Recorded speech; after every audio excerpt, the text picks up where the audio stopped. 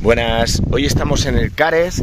Yo soy Álvaro, soy uno de los compañeros que conforman el equipo de investigación de Atapuerca, y ahora lo que vamos a hacer va a ser hablar un poquito de la tecnología del pasado, principalmente pues de la tecnología denominada el modo 3 y el modo 4. Bueno, hay que decir que esta tecnología, llamada así, está asociada a ciertos homínidos. Sí que es verdad que intentar asociar una tecnología a un homínido es sumamente complicado. Bueno, voy a poner un ejemplo que creo que se va a entender fácilmente. A día de hoy seguimos teniendo algunas de los pueblos de la Tierra una tecnología primitiva, sin embargo otros pues funcionan con una tecnología sumamente sofisticada, bueno, de estos teléfonos de última generación, etcétera, y sin embargo hay pueblos en la Tierra que siguen haciendo fuego con 2 palos y 2 piedras. Así que la asociación de una clase de humanos a una clase de tecnologías pues es sumamente complicado y a veces da pues pie a errores muy básicos. Pero bueno, aún así los arqueólogos y arqueólogas tenemos que clasificar un poquito todo el material, toda la cultura que vamos encontrando en los yacimientos, y lo hacemos en función precisamente de tipologías. Esas tipologías las podemos clasificar pues como ha explicado Alicia anteriormente en el modo 1, como ha explicado Iván en el modo 2 o Achelense, y yo voy a intentar, bueno, pues explicar un poquito lo que viene siendo el modo 3 musteriense o el modo 4 laminar. Es así básicamente y de forma genérica como nos referimos a estos, lo que se llaman tecnocomplejos, pero bueno, lo que viene siendo pues las herramientas del pasado. Vamos a empezar primero con el modo 3, el modo asociado principalmente a los neandertales, ¿vale? Para ello he traído un montón de réplicas, he traído también al susodicho, he traído un cráneo, ahora lo vamos a ver, y bueno, vamos a intentar hacer una serie de réplicas. O sea, no solamente nos vamos a quedar en la explicación teórica, sino que además vamos a intentar hacer una punta de flecha y una raedera, ¿vale? Así que vamos a ver cómo sale, Venga, vamos a ello.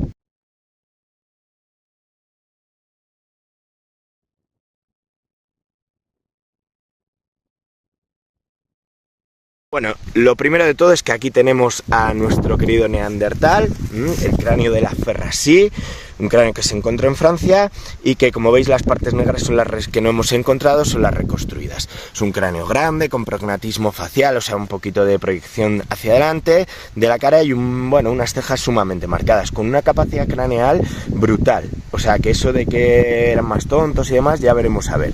La cuestión es que he traído aquí una serie de núcleos. Estos son reproducciones que hacemos nosotros mismos, todos los compañeros, aprendemos a tallar y sabemos tallar, y por lo tanto podemos llegar a hacer cosas como estas. Bueno, hay que decir que estos son núcleos que se llaman núcleos Levallois, con una predeterminación. El más característico posiblemente sean estos núcleos, ¿de acuerdo? Como digo, que son pues esos réplicas, los hacemos pues enteros, no como los encontramos en los yacimientos, que encontramos pues núcleos ya explotados. Este está perfecto, todavía está por sacar las lascas, ¿de acuerdo? Veis que tiene una forma de caparazón de tortuga, en el que se ha ido quitando progresivamente todo el córtex, que es la parte exterior, y la finalidad última de estos núcleos es conseguir lascas, pero las lascas no van a ser como en el modo 1 o el modo 2, así que van a ser lascas ya predeterminadas, o sea, con una forma ya definida. Cuando vamos dando esa forma de caparazón de tortuga, lo que vamos a ir consiguiendo a través de esos golpes va a ser formar una serie de ondas, de convexidades y concavidades, que lo que nos van a ir dando es precisamente la forma última en la que vamos a ir golpeando en la parte de atrás para conseguir una lasca grande que podamos luego trabajar y transformar en algunas de esas herramientas. También tenemos estos núcleos, estos negativos, ¿de acuerdo? Que es así como se llama, y estos negativos lo que nos dan son triángulos. ¿Veis? Ahí se ven estos triángulos, y esos triángulos en realidad son puntas ya como estas puntas que se llaman de Levallois. ¿Veis? Como esas concavidades y convexidades van a dar el punto de apoyo para el golpe final. Lo que entendemos es que las utilizaban pues para enmangarlas en jabalinas, en palos, para poder ir de caza, ¿vale? No son las únicas puntas que ellos manejaban, también tenemos puntas como por ejemplo estas, a través de lascas como las que habéis visto, se van a ir golpeando progresivamente, ir trabajándolas, y al final final conseguimos unos triángulos ligeros. Estas puntas, en vez de la Valois, se llaman musterienses y bueno, tendrían una finalidad parecida, aunque muchos especialistas dicen que estas servirían también pues para ser como taladros o para ser cuchillos de mano, etcétera, que no todas irían enmangadas, pero bueno, ahí tenemos esa controversia. Después otra herramienta muy característica del Paleolítico Medio, de los neandertales, va a ser el uso de raederas. Raederas como estas, a través de esas lascas que vamos a ir sacando, veis el punto de golpeo, lo que nosotros llamamos talón, en la parte dorsal, ¿de acuerdo? Que no en la parte abultada, van a ir golpeando. Digo vamos porque al final casi me siento como un neandertal. Pero bueno, mirad, van a ir golpeando progresivamente todo este filo con el fin último de ir rematando y matando todo lo que viene siendo el corte. Pasamos el dedo y no pasa nada. ¿Y esto para qué? Bueno, estas raederas básicamente van a ser utilizadas pues para quitar el exceso de grasa de las pieles, o sea, como curtidores. Así que ahí lo tenemos. Nosotros hoy vamos a fabricar a partir de una lasca que yo he cogido, esta de aquí, ¿vale? Pues vamos a fabricar un curtidor, una raedera. Veis que está en bruto, ahora no voy a pasar la mano porque si no, pues eso, me cortaría. Pero ahí lo tendríamos, una lasca bien grande para poder hacer, y luego la demostración también la haremos de cómo se utilizaría, ¿vale? Así que el modo 3 se define básicamente por esta serie de características muy asociadas a estos individuos que son los neandertales, y ahora vamos a intentar hacer esa raedera. Bueno, del modo 3 tendríamos el modo 4. Mirad, el modo 4, esto es un cráneo de sapien normal y corriente, como podríamos tener cualquiera de nosotros en la cabeza. Se define básicamente por una tecnología un poquito diferente, un poquito distinta, porque aquí sí que es verdad que predeterminamos el núcleo, pero no en un caparazón de tortuga, que va. Aquí lo hacemos de otra manera, que es esta de aquí. Hemos preparado una serie de núcleos para que los veáis. Pues uno de ellos muy característico, en forma de pirámide, ¿veis? Y con una superficie plana en la parte superior, con la finalidad de ¿qué? De ir golpeando cada una de estas aristas, ¿veis? Al golpear cada una de estas aristas con un percutor blando, ahora hablaremos de los distintos tipos de percutores, lo que vamos a ir haciendo serán cosas como estas. Son unos cuchillos alargados, se definen por ser el doble de largos que de anchos, se les llama láminas, bien, y esas láminas, ¿veis? Tienen las características básicas de que tienen una gran cantidad de filo.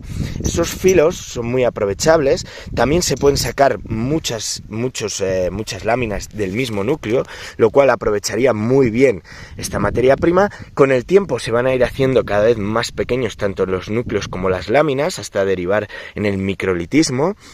Pero la cuestión es que esas láminas tienen una pequeña desventaja, que es que no las podemos agarrar. Bien, al tener toda una superficie de filo, que aprovecha muy bien esa materia prima, como digo, pues el problema va a ser agarrarlas. Para eso lo que vamos a hacer los sapiens va a ser enmangarlas. Parece que la tecnología de los neandertales solamente enmangaban las puntas, o creemos que así lo hacían. Los enmangas pueden ser de distintas naturalezas. Los que estoy mostrando aquí son de asta, también podrían cubrirlo como este de aquí, ¿de acuerdo? Esto no es una lámina, luego hablaremos de lo que es esto. Pero bueno, básicamente con una cuerda para poder agarrarlo bien y así protegerse la mano, o con maderas como las que estáis viendo. Todo lo que veis hasta ahora, esto de aquí, es tripa natural. Nosotros también hacemos esto y por lo tanto utilizamos los mismos materiales. Así que esa tecnología lo que nos permite tener es pues estas herramientas que en un principio al ser enmangadas son más fuertes, que además, bueno, podemos sustituir a través de crear muchas láminas un cuchillo por otro, lo cual nos va a dar muchas posibilidades, y luego lo que nos va a dar son esta serie de cosas. Mirad, aquí la cuestión es que se diversifica un montón.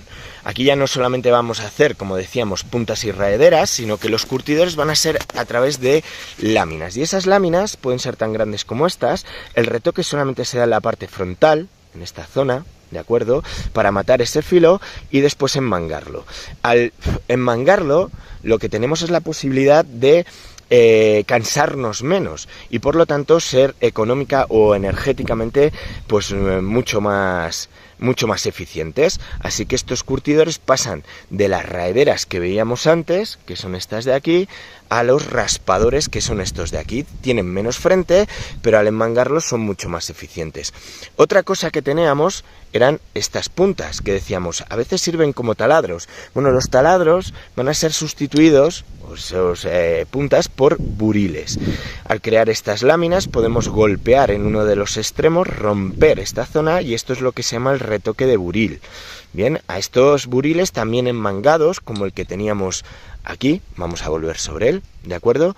¿Veis que este ya está enmangado? Ahí tenemos el retoque. Lo que vamos a utilizarlos será pues para hacer pues como si fuesen punzones. Podemos grabar, podemos rasgar, pero podemos también perforar y por lo tanto pues son muy eficientes.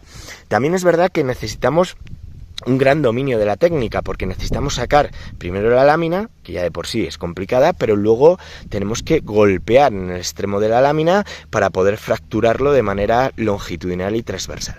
Bueno, mirad, de esto también vamos a hablar. Estos son unas láminas, bueno, perdón, no son láminas. Esto es lo que se llama una hoja solutrense, una hoja de laurel, de una precisión, pues bueno, bastante aceptable, ¿de acuerdo? En la que vemos que lo que hacen con estas lascas, porque se trabajan normalmente sobre lascas, es retocarlas de tal manera que las hacen muy muy finas.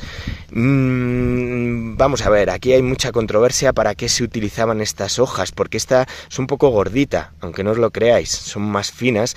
Y bueno, el asunto es que a través de la experimentación vemos que muchas de ellas se fracturan, pero también es verdad que para enmangarlas como proyectiles funcionarían. Esta no, porque es muy grande, y así que algunos investigadores e investigadoras lo que denominan a estas hojas de laurel son votivas, incluso pues eso, de intercambio como de regalos, etcétera. Luego, como puntas, no solamente tenemos hojas de laurel del solutrense, sino que he traído aquí una punta Le Gravet, ¿vale? Del gravetiense. Hay diferentes etapas dentro del Paleolítico Superior correspondiente a los Sapiens, y esta es una de ellas. Esta lámina es una lámina, como podéis ver, exactamente igual que la otra, ha sido golpeada en una de las zonas con el fin de ir alternativamente reduciéndola. Al reducirla, lo que hacemos es que sea muy muy dura y muy ligera. Así que lo que pasa es que la dificultad técnica de esta hoja consiste en que no se te rompa, porque al ir golpeando alternativamente de un extremo a otro, la probabilidad de romperse es muy muy alta. Así que ahí está, ¿vale? Y luego os he traído lo que vamos a hacer, que son diferentes puntas como esta de aquí, con escotadura, que se llama. Esta es una punta hecha en obsidiana. Yo creo que se ve bastante bien, son muy muy espectaculares, veis que tiene un jaspeado muy bonito.